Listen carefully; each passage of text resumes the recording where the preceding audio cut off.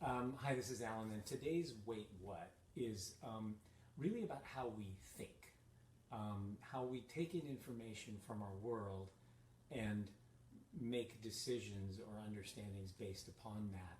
And there are two ways of doing that. There's doing that from a faith perspective, and there's doing that from a worldly perspective, for lack of a better term. So specifically what I'm talking about is Jesus calms the storm.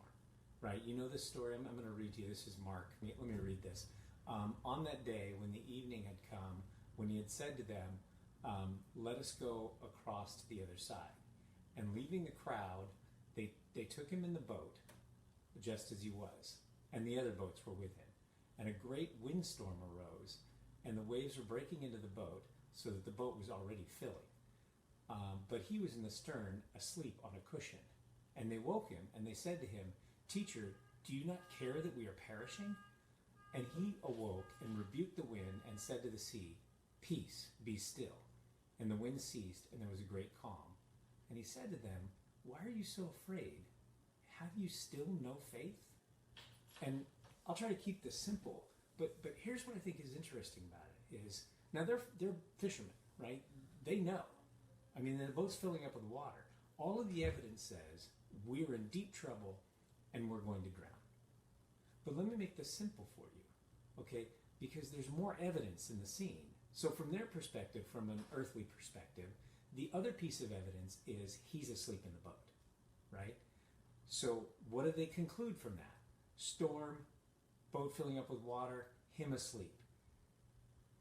Their conclusion, he doesn't care, right? He doesn't care enough about them to rescue them from this disaster. But I'm going to argue that that's not a faith-based perspective of looking at the evidence.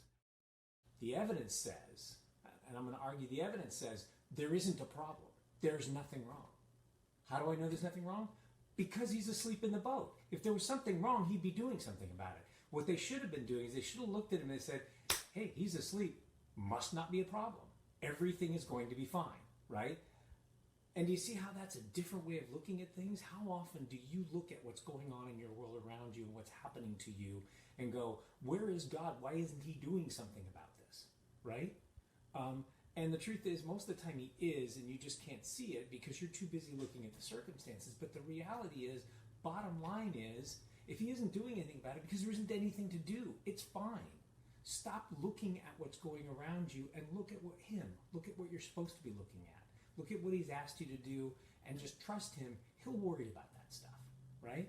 Okay, so if Jesus for you is asleep in the boat, why don't you lay down next to him and go to sleep, because there's nothing to worry about, all right? That's my Wait What for today. So I hope that helps. God bless.